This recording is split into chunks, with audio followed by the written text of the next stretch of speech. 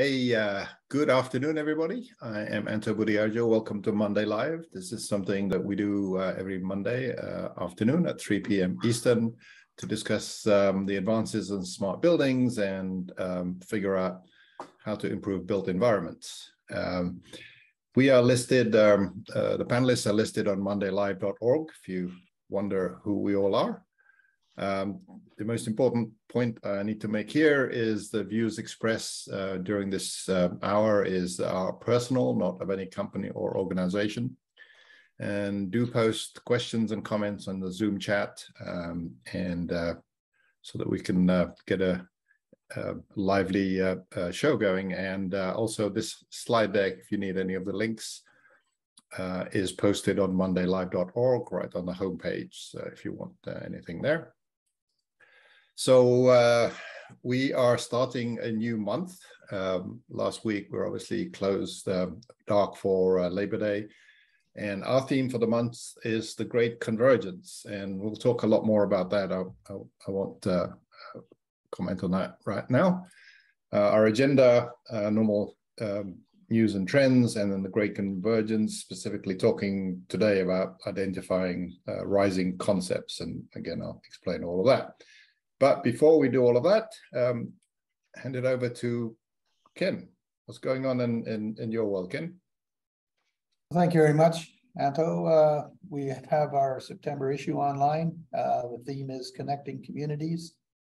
And we're kind of seeing that all this social media is kind of fragmenting us all, and we need to work harder to kind of pull ourselves back into our connected communities that make up the connection industry. I think Mark and I have been talking about that for a long time. Our issue includes an interview with none other than Tracy Markey. He's basically telling us that he's been connecting communities for all his life with ingenuity and Landmark, and certainly I know that to be true. Some real good comments there. It's really interesting to see the direction Landmark is going. I think that might be kind of an evolutionary thing for a lot of groups to try and think of how they're going to reinvent themselves. That all inspired me to write an article for Connected Contractor, and we titled that Connecting Contexting COPs, Communities of Practice. We chatted about that. I think the concept originally came from Therese several years ago, probably about 3 years ago, and we started talking about how we were all part of these communities of practice. And we kind of get together and we all talk funny, and the world wonders who we are and why we are. I think we have to do a little better job of just telling folks what it is we do, contexting ourselves. I like to point at Project Haystack, which has probably been one of the industry's greatest connecting of communities. It basically touches so many communities of practice and is ever building. So I just consider it a tremendous success story, and kudos to John and Mark for the inspiration to pull that thing together. And I guess we're in the 11th year. Connection magazine is a stellar production. When I grow up, I want to be a magazine just like Connections, but in the interim, I have to be who I am. Actually, that being said, the new website just got moved to our website. It's got DEV in front of it, so I'm thinking that it's getting closer to becoming a reality. So we should be able to spring that on you in later this month, I think. The only other one I wanted to point out is some of the folks that I deal with in Singapore have been posted what Gartner is saying about chatbots. And I think our feeling is this has nothing to do with us. Don't be so sure. I think it's just another community, and that's the complexity of, well, fits well with the theme too, the convergence. Everything is converging. There's all these communities of practice that we need to acknowledge and figure out how we're going to best interface with. So as you can see, Gartner's saying that it's going to decrease contract center agents' costs by 80 billion. It seems like a lot of money, but I understand and I know how much we all enjoy talking to chatbots. So very good. Yeah, I think you missed us. I think you might have dropped a word from that sentence. Chatbots will decrease contact center agent costs and usefulness by 80 billion. Because chatbots are absolutely useless. I have a printer here who I will not be buying my next printer from because of their insistence on using chatbots that have absolutely no intelligence, artificial. How do you really feel, John? Yeah, tell us what you think. Yeah, the problem is you're right, but the other problem is this is also true. It's going to, we will get more and more chatbots because they're cost effective. Well, we think about where we were a few years ago when everything had to be offshore, the only way to be competitive. And now we saw the negatives of that and stuff's coming back onshore. I think there'll be a reaction to that because then the technology doesn't work yet. Okay. I think AI is the secret is that most chatbots do not interact well. They're basically a programmed script. And I think once you teach them to learn from what is going on, that they won't be that intelligent, but they'll be more intelligent than they are now. Yeah. Okay. Okay. Thank you, Ken. John. Yeah, I had a couple of things. Some reports on where the climate bill is focusing from Canary Media. Where does that money go to help reduce emissions? I know that image is a little fuzzy, but I provided the link there. I think one of the things I see when I read this is transportation is huge, of course, major consumer of energy. Concerned how much is actually focused on making the built environment operate better out of that bill. So I think that's worth looking at. The next one, I think, if I can recommend an article that's worth reading, Clean Energy 101, what is ESG? What is it? Why it's controversial and why it shouldn't be? I found that a really good article to clarify things, but also clarify where are these objections coming from and the types of societal factors that are causing the objections to it. I consider that one of the more important articles I've ever identified. So with that. It's from RMI, so yeah, expect something really good from them. Yeah. But they took on, let's accept the fact that these objections are out there, but why? What's happening and why they shouldn't really be arguments against ESG. Okay, great. Thank you. Oh yeah, and one more. I get 2 slides this week. Starting tomorrow, Haystack Connect virtual for 2022. We broke it up into 5 90-minute sessions. Tomorrow starts the first series of 3, and then we follow up later.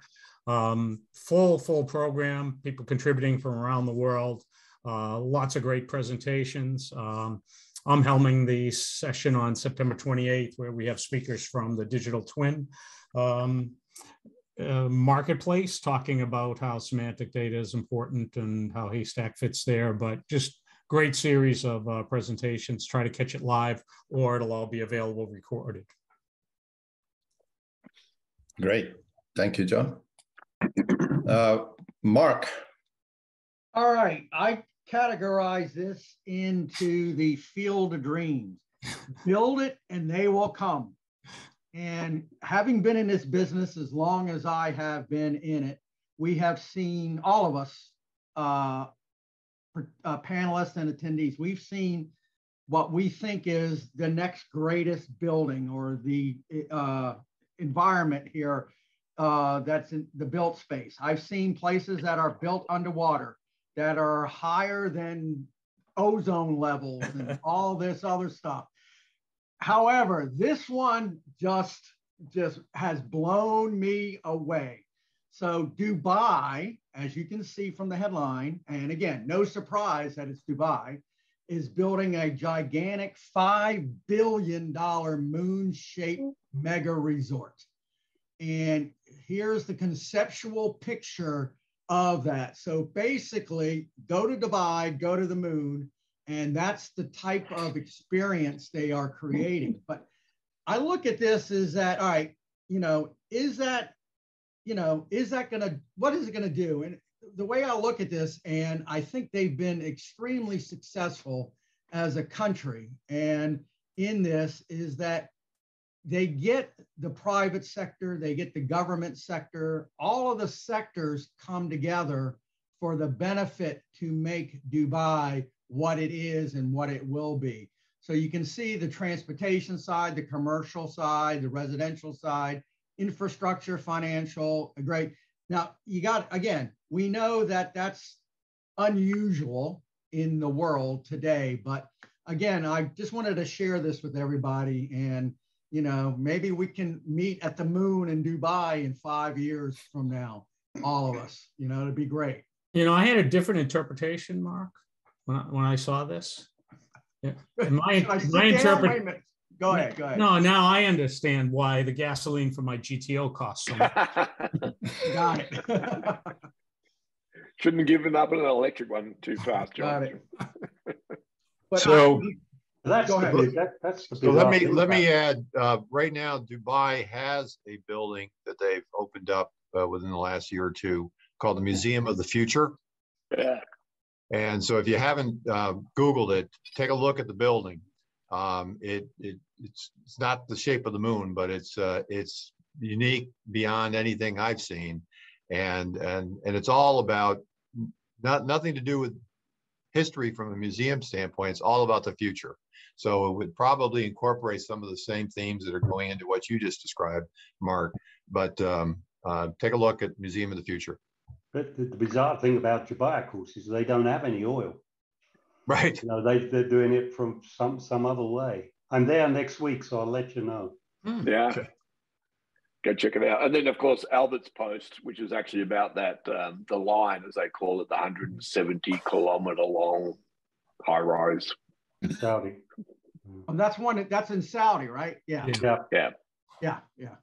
I heard that in Western Australia, they had a spoof of that. They were going to build a 150-mile long trench from the Indian Ocean into the middle of nowhere. So oddly enough, that's like a wall between you and Mexico, right?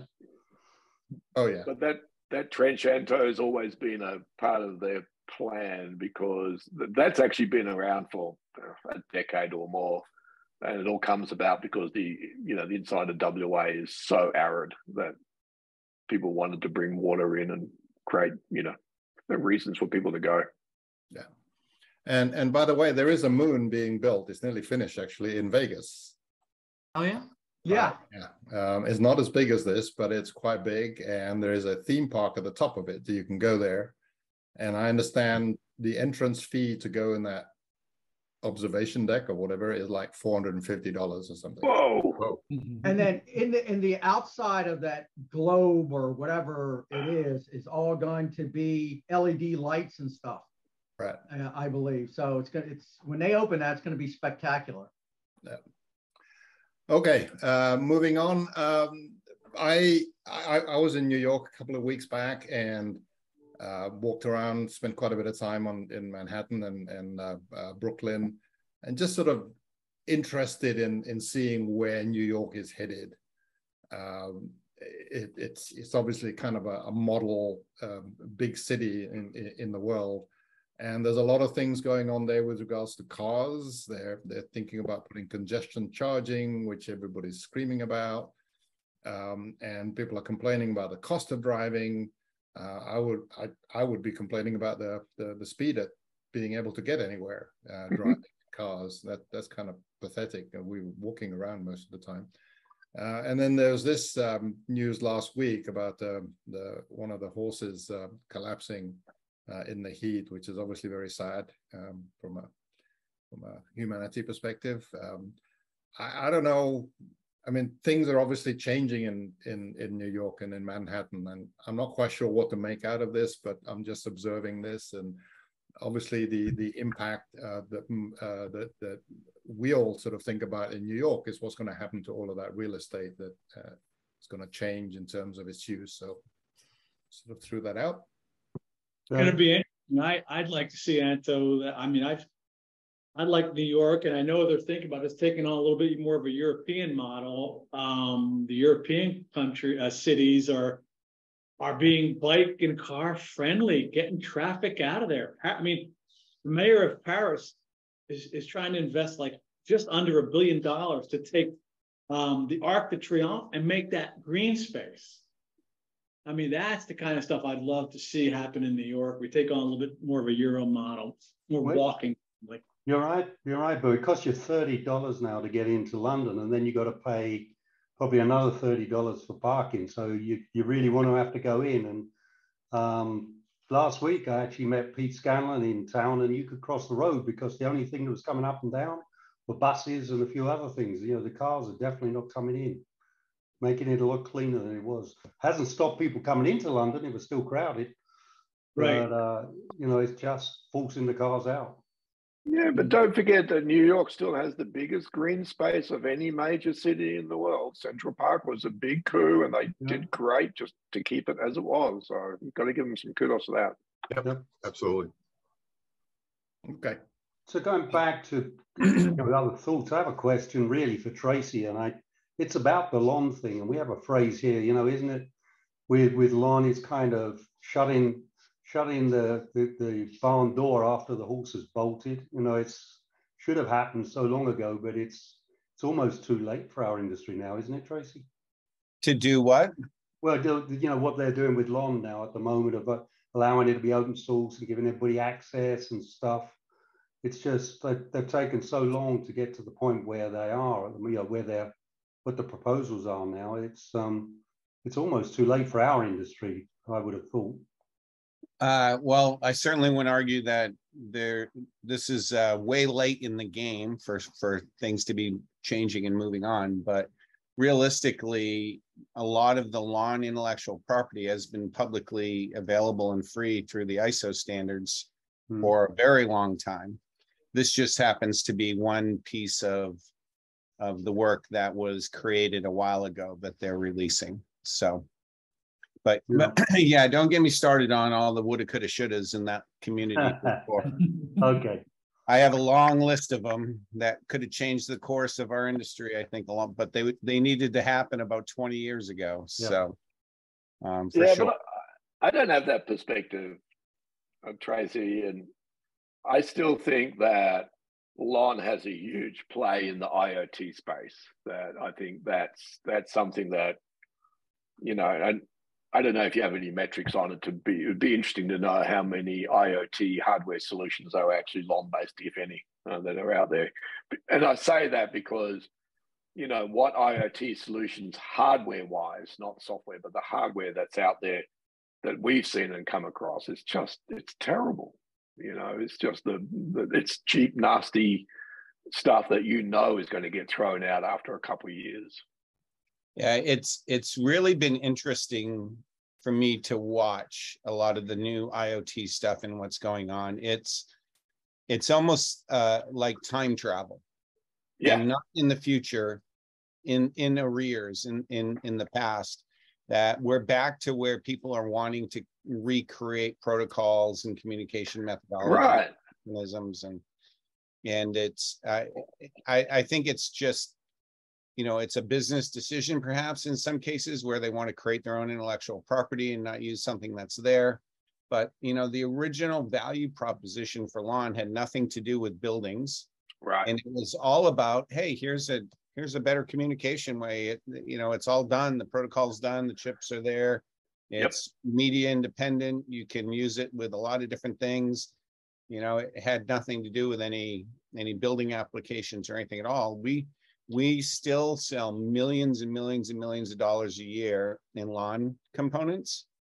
And the majority of those don't go into buildings. Well, technically up there, but they're not for building automation, right? No. So they're everything from train applications, semiconductor machines, pool equipment, all kinds of weird stuff that were standards and adopted that technology a long time ago. And currently, I think the technology is positioned quite well to help sort of an evolution into, or help us all move into smart cities, because it is one of the communication methodologies that really crosses outside of just building applications. Some of its biggest markets are transportation and street lighting, for instance.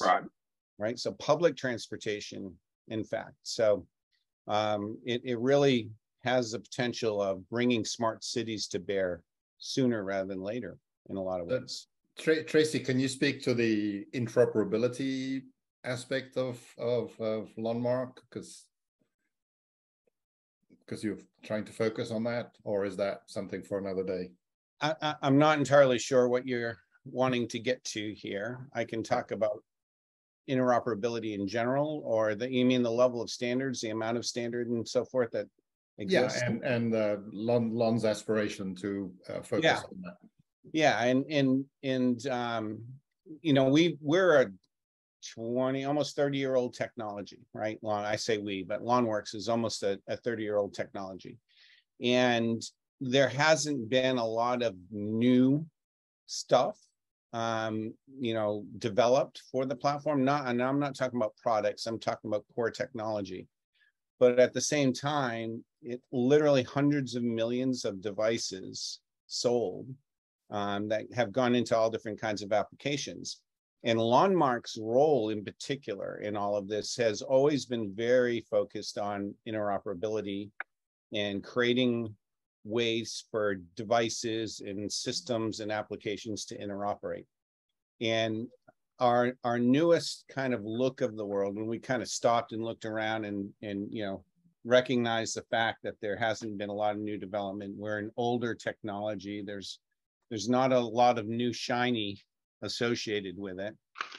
We realize that the world continues to develop standards, continues to develop new ways of devices to communicate, that it's useless trying to fight any kind of a battle to get to one standard. So in that discussion with Ken, in what he talked about earlier, we talked a little bit about our new expanded view of the world, which is much more protocol inclusive, right? Where we, because of the level of standards that Landmark has created, that realistically, when you step back, have very little to do with lawn technology and all about the things that we talk about all of the time here when it comes to interoperability, right? Standard variable types and standard the protocol, of course, is one thing, but everything that is above the protocol layer and up, Landmark has got all 7 layers covered. And now one new thing that has come out to market from the group that was formerly Echelon is this new web services, which they are also in the process of getting out more publicly, really takes us not only through the 7 layers, but also a really strong solution for web services. And there's not many new devices that are being created these days that don't support multiple protocols in addition to LAN, right? Even the Echelon devices are BACnet and LAN and Modbus and Ethernet and so on, right? So a much deeper focus on interoperability, to your point, but also looking for ways to apply all the standards work that Landmark did, independent of Echelon or any single company, to other protocols. So, all right, thank you. Okay, let's move on to the Great Convergence. So what is this all about?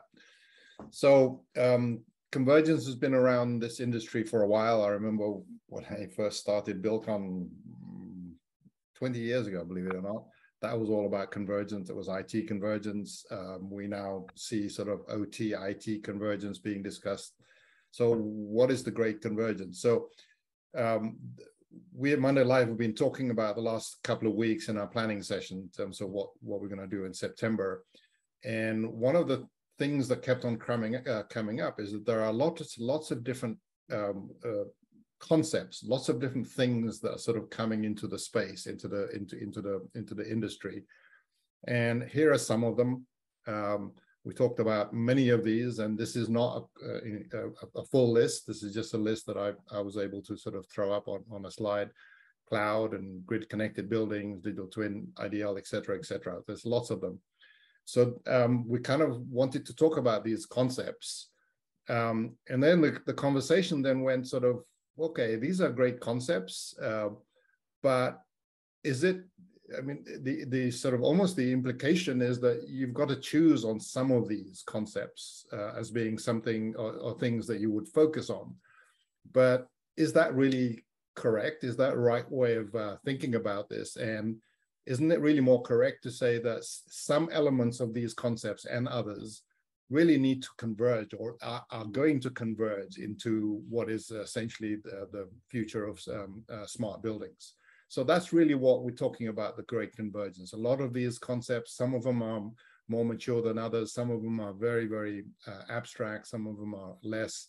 And really, this is the conversation about the Great Convergence. How are all these things going to come together, or are they going to come together?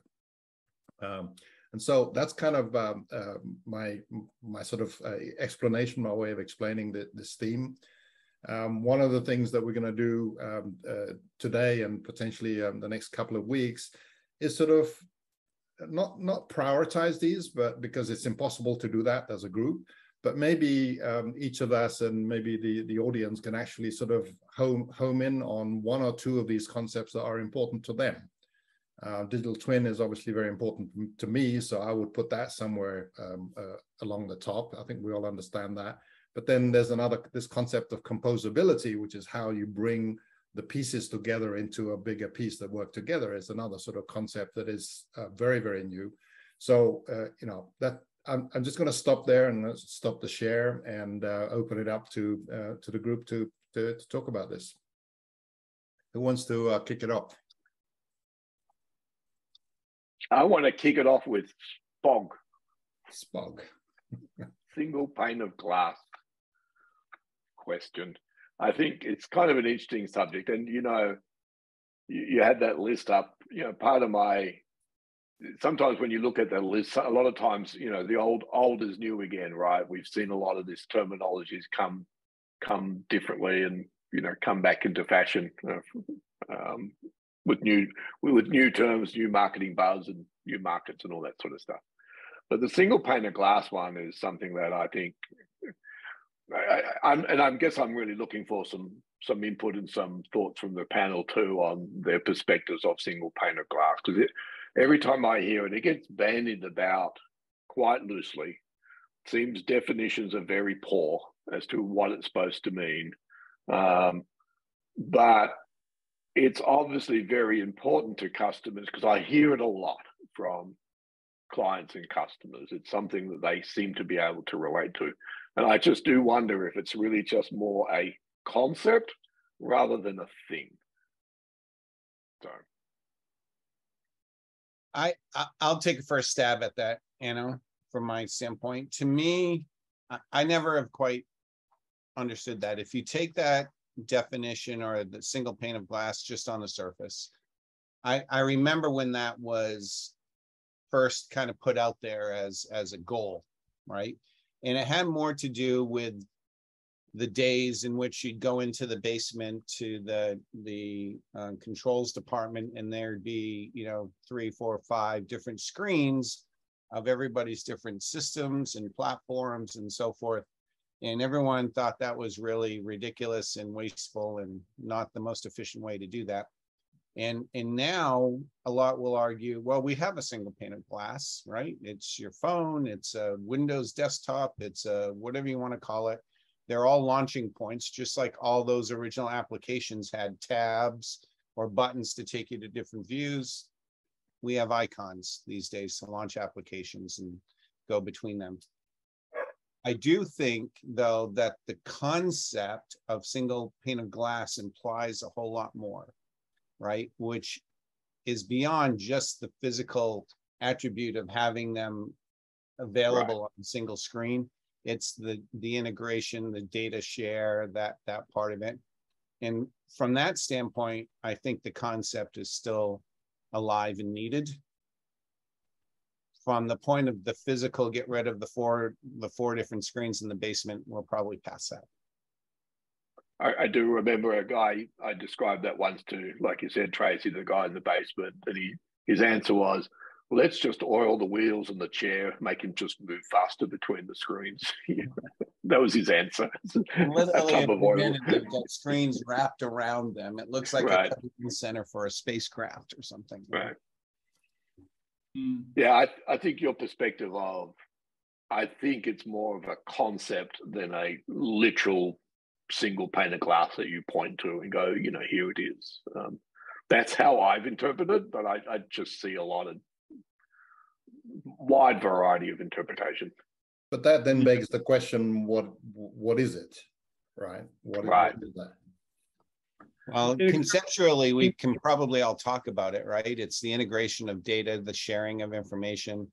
Gosh, several of us on the screen have spent countless hours on creating a Division 2525 spec to try to foster that, right? So we know we're not there yet, but it's coming, it's needed, still valid to go after it. So yeah, I think there's a absolute evolution in this whole challenge of integrating data across the different silos. So whether, from Jim Lee's world of BACnet and Tracy, you from LAN and Tritium from the Niagara framework, there's been various initiatives around how do we integrate all these different types of data and pull them all together into a UI, i.e. the single pane of glass. And Haystack is just another layer, if you will, or enhancement to that effort, because when you're talking about a point name that's specific to some system out there, Haystack turns that point name into something that can be utilized across an entire portfolio of buildings, right? So it's very powerful in that regard. But ultimately, to me, this single pane of glass is, if I want data in whatever my single pane is, whether that's a tablet, a phone, or a laptop, I want to have access to it at the lowest possible cost to implement it. So I want to, and that's, to your point, Tracy, that's what this Division 2525 effort is that we've got going on in parallel right now, to define sort of that journey of how the industry can make that easier and more possible. Because the idea, like you said, it's not about having just one laptop where no, it's not about that. It's about, because in each situation, the data that somebody's going to want to have access, or you're going to want to give them access to, is going to vary widely. The point is, if I do want data from a different system, how can I get it easily and cost effectively? Well, I'm going to jump in here. So I've heard you guys, my friends, my colleagues, talk about SPOG here, and I haven't heard one of you mention interoperability. I've heard integration. I have not heard interoperability. And again, we all know the importance of data and all that. Nobody disputes that. But we also know that the true value behind the data is making it interoperable amongst all the different systems within that built environment. So my question then leads to, is SPOG being driven today by the quest for data interoperability and instant or real-time command and control of a building?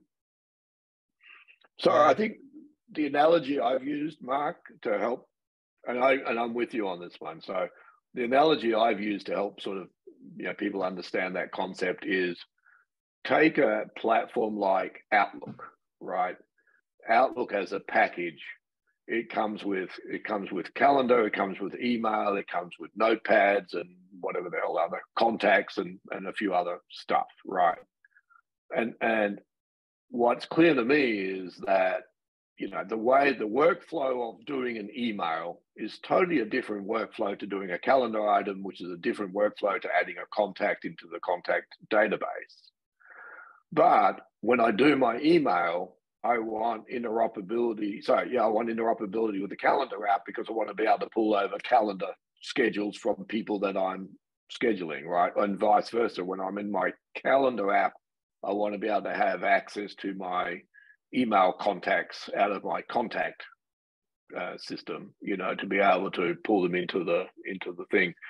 So that's kind of how I say, well, Outlook in a lot of ways, you know, is potentially a single pane of glass. There is a different workflow, you know, the way I do things for emails to calendar is a different process. And I think we've got a lot of similar stuff, right? So for example, my fire alarm system, the way I deal with fire alarms, acknowledgements, you know, test cycles and stuff, there's a total different workflow process than what I do with my card access system, right? Which is putting people into card access databases and giving them privileges and stuff. But I probably there is probably some interaction between the two systems in that, you know, when I've got my people doing fire tests and stuff, they need access to certain rooms and stuff to get to. So there's some interoperability required there, and I'm sort of way outside the box here type of thing. So that's when I look at there's a workflow for fire management versus access control, but there is overlap of I need access to data so that when I've got the fireman coming in, he's got the key card that gets him to, you know, into the different rooms. But I guess, Anno, that it's a lot easier when you're one company like Microsoft.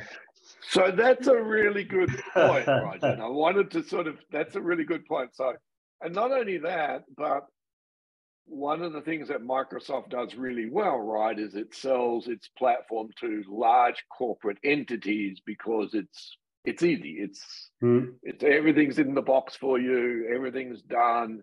You know, the IT guy has only one place to, you know, to go and, you know, one throat to choke when it's not working correctly, as opposed to, for example, the Apple model, you know, with all these different apps, they sort of still integrate, you know, the calendar's over here, my mail's over here. They're two separate things. They're not operating under one environment, you know, per se. One shell, huh? One shell. And it could be a shell, right? And they're really good at putting shells around this damn stuff, right?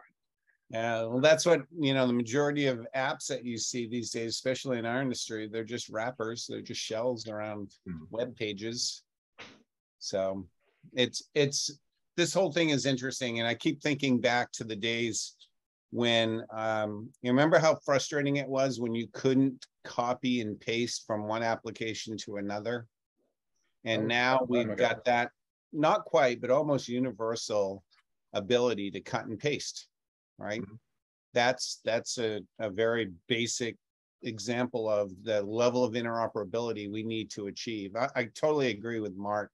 By the way, interoperability is the right way to be looking at this. I use the term integration, but interoperability, I think, is the goal. You know, and I think too, one of the drivers here is, I think, you know, from my perspective, over the last 3 to 4 years, we talk about convergence, and there's lots of things we can specific, as you showed, Anto. But I think the key driver behind all of this is we're experiencing the convergence of the business side with the technology side. And I think that's the foundation of all this type of convergence that we can talk about, whether it's that list that Anto shared, there's other, you know, I made a list or whatever, we could go on with where we see this convergence, which is starting to incubate new concepts in our industry for the better. So I kind of looked at it, Mark, and I too had a list. I've got a list here of 16 different things, everything from IT and OT convergence, ESG, hybrid working, you throw it all in a pot. And also, you know, all the new services that are being offered from the cloud. But I think it's, you know, I'm almost going to come in a different way and say maybe there is a convergence, but in different areas, because it's getting too complex for any one body to do. And you're going to get the on-prem stuff. You're going to get those that actually the middle ground of getting the data out and transported to the cloud. And then you're going to get the providers of services that sit on top.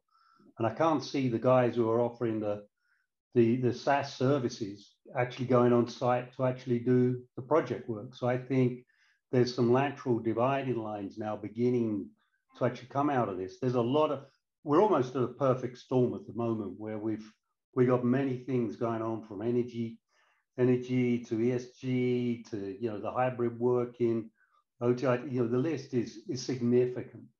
And it's probably accelerating now faster than this industry has ever had. We had a conversation about backlit. You know, it was introduced in the 90s. You could actually say, hey, how long did it take, Jim, to actually it become the de facto standard? It was a long time. But things are moving faster now. And I think all those things are drawing new people in. But I do think there is a little bit of divergence between the three different areas of what's being provided and who's providing it, because also the other side of all those services are when the building's occupied as opposed to when it's actually under construction, and they're two different things as well. I agree with Roger's point, and but you know what's interesting is that we're at that juncture now, and it's time for us to start talking about enterprise management for our vertical model.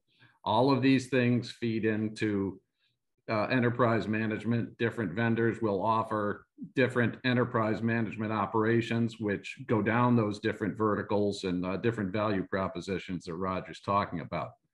But fundamentally, that's where we need to start. Single pane of glass, having the janitor not turn his head 5 degrees is not a value proposition. Understanding real end value propositions to building owners and building enterprise value propositions on them is the starting point. So we have all this data, we have all the access, we have all these acronyms or things that were on the chart. It's synthesizing those and then educating owners that, you know, you can buy enterprise management just like you bought Salesforce or PeopleSoft or anything else. That's where we've got to get the industry to unlock this value. Right, which you're 100% right, Jim, and that's kind of where I was going with the Outlook example and with what Microsoft does, right? I mean, they step up and they provide the complete enterprise environment for whoever, any large corporation that wants to tap into that. That's where they came to, right? The fact that whether you do or don't like the email client or the notes client or whatever becomes a bit of a so what, because they provide an enterprise solution for someone who signs up at a fairly high level too, by the way, you know, for that particular solution.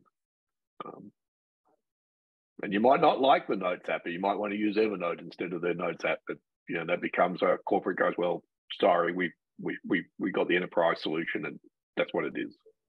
One of the problems for the development of this enterprise technology in our vertical is that it ain't a vertical, it's a horizontal.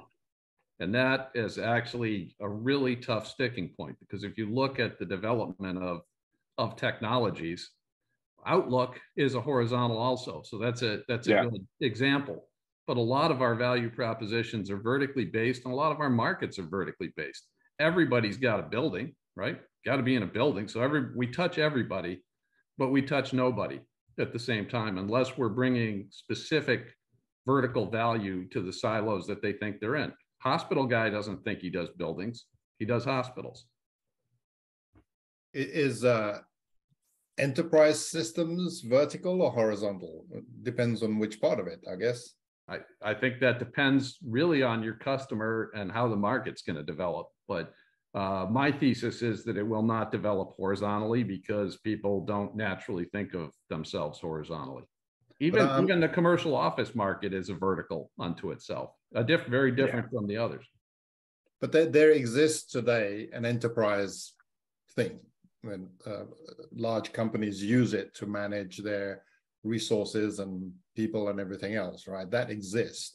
Are you saying, Jim, that we should seek to be part of that enterprise system that large corporations have, or are you thinking that this is just an enterprise way of looking at doing buildings? So somebody has enterprise resource planning, ERP, or manufacturing resource planning.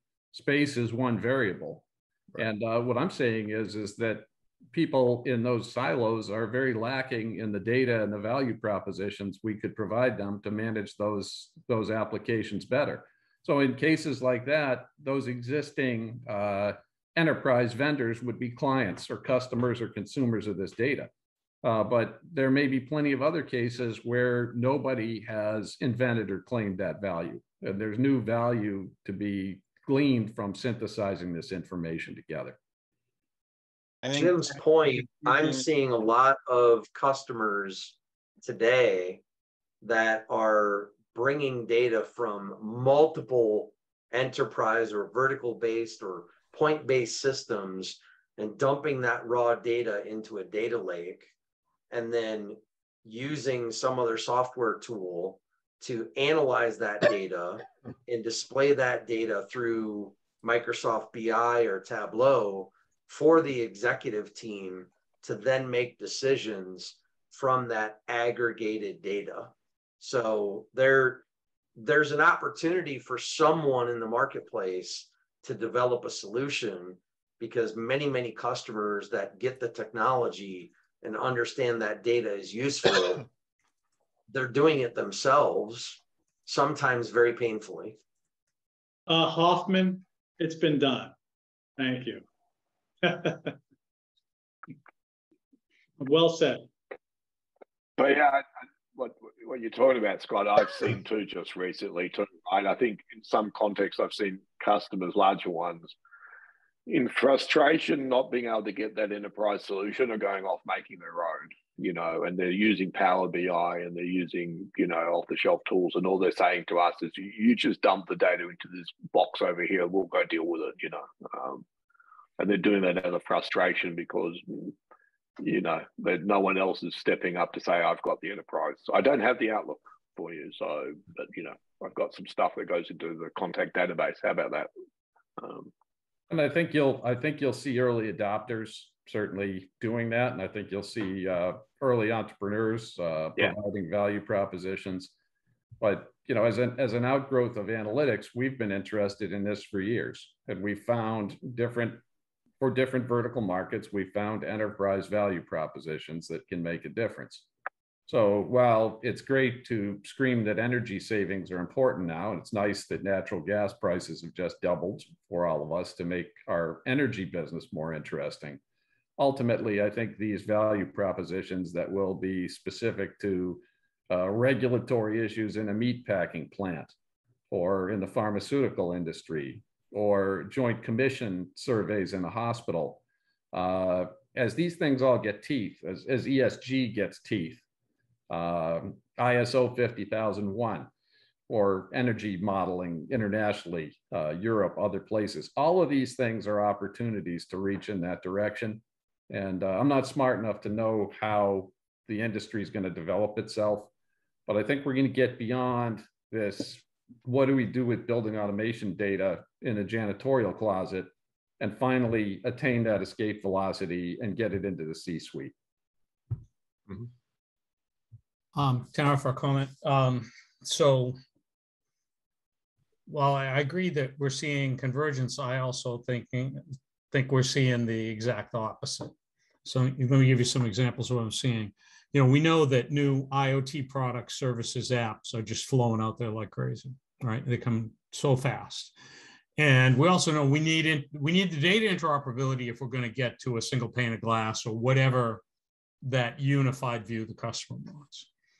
My experience over the last 3 months, I would say that we're losing ground, not gaining it, not because we're not trying, but I've talked recently to 2 companies who have a cool app. Yeah, we get an API. What standard did you follow? Ours. Okay, new product. How would I integrate? Oh, we got our own API in the cloud. Okay, did you even take a look and try to follow a standard or evaluate it or reject it.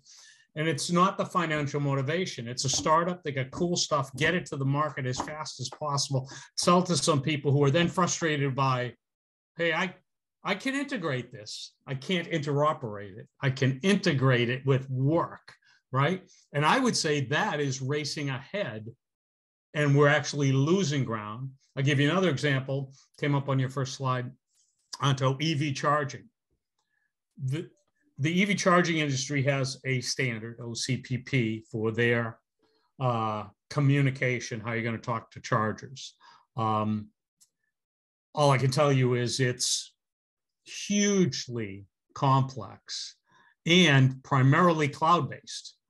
So how are we going to integrate an EV charging station that's on the site of a building, like not one you pay for, but it's on the site of the building, right? So it has an impact on demand of the building, could force that building into severe demand penalties. So we want to at least understand what it is and manage what it's doing, when the only way you can get the data is through a walled garden in the cloud that, number one, you might have to pay for. Number two, you have to integrate to. Number three, what happens when the internet goes down? Well, we'll just blow our demand out for the year.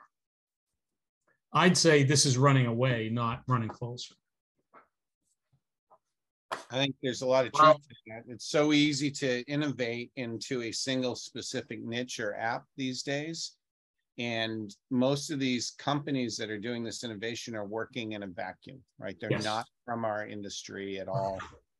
They're just out there. They didn't intend to do this. They just don't know any better. Right. And so now the customer is, well, I want you to integrate all this stuff. I don't know why it doesn't, but just make it, right? Okay, I can do that. That's $100,000. What are you, out of your mind? Right? And this is why the customer base doesn't understand. So they're dissatisfied, if you will, or shocked or whatever. And I think in a way, the SPOG is maybe just a scream at the windmill. Please make this all work together. Please, somebody. Right? Yeah. I was thinking that. I was going to ask that if people thought that was really what's happening, is that a single pane of glass is a very easy concept for an owner who has this problem that he or she doesn't really understand, to say, I just want it to. Yeah, but it's not a product. It's solve this problem, or why do I have this problem? Even more blatant for some of them. They just like, what is going on? So I'm wondering whether some of the other concepts that I had on my list, and also maybe some of those that you all have in your minds, are also similarly like that. I mean, digital twin is effectively like that. It's something that you may not understand it, but it sounds like, bringing things together. So some of these concepts are actually concepts to converge things, where others are sort of standalone concepts, like EV charging is not designed to converge stuff. It's designed to charge EVs. Put your slide back up, Anto, so we can see them.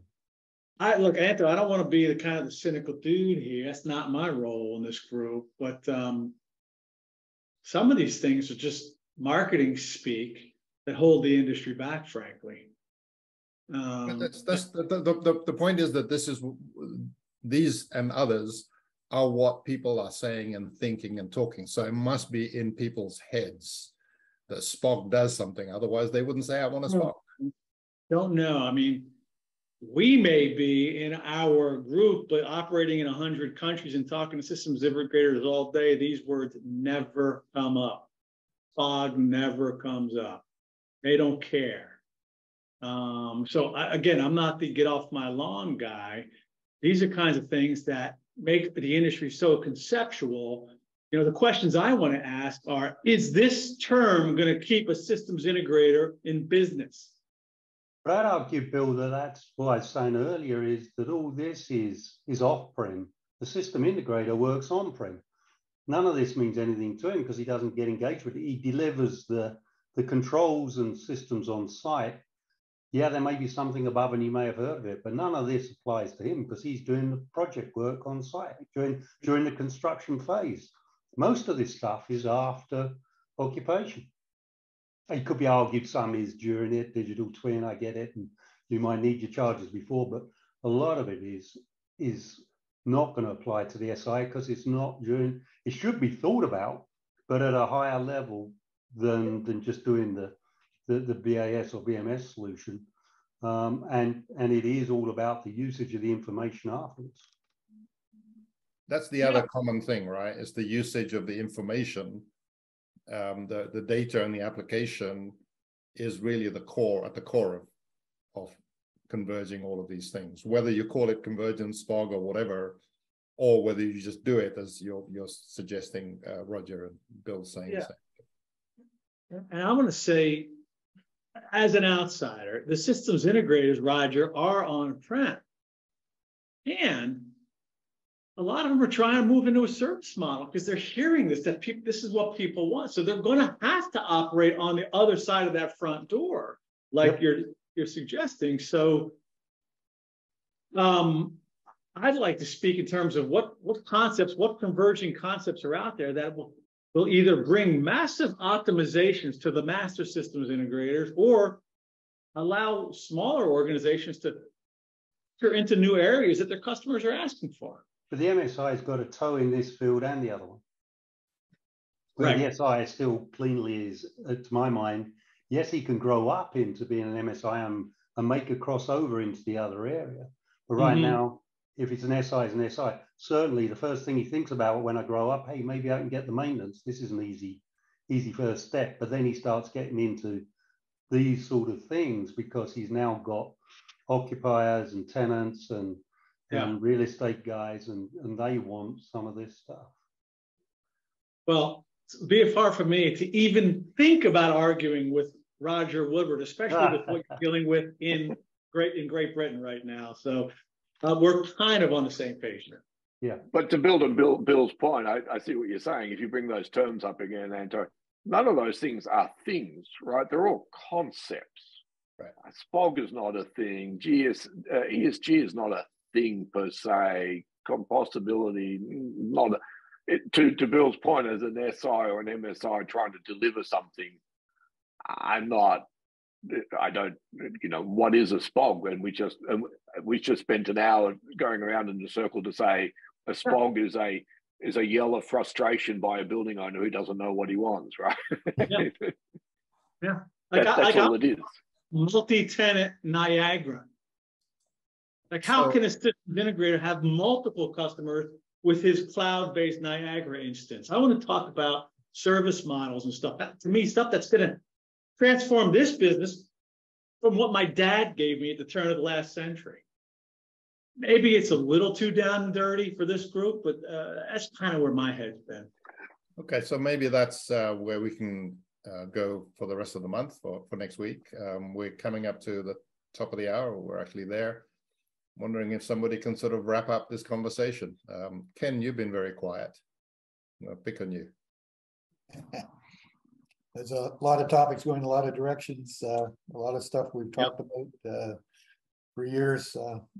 I think one of the suggestions was that we kind of pluck out each one of those topics and have a further discussion. I think we beat up a single pane of glass pretty well, and I think but every one of those items could probably go under the same microscope and let us just chat out and talk about what's missing and how do we get to interoperability. Right. Get to the core of the thing that will actually enable all of those concepts to be realized by whoever it is that's sort of thinking it's important. It's a good way. I'm imagining in my mind either a gigantic tree root or a convergence of streams and stuff. We're starting to see some of these items in this graphic starting to flow together, and definitely I think what we have to work on is what's the definition of a stream. How do you get worthy to get involved in the convergence of the river, that kind of thinking. Okay. They might end up in a delta at the end, which is not convergence, it's the reverse. And into the ocean, right? Yeah. Okay, so with that, let's bring this to a wrap. We're past the top of the hour. Thank you, everybody. This has been great conversation, and we'll continue this in one way or another. next week. Have a great week, and we'll get the recording of this out tomorrow. And yeah, bye all, and have a great week. Bye. Thanks, guys. Bye. Bye.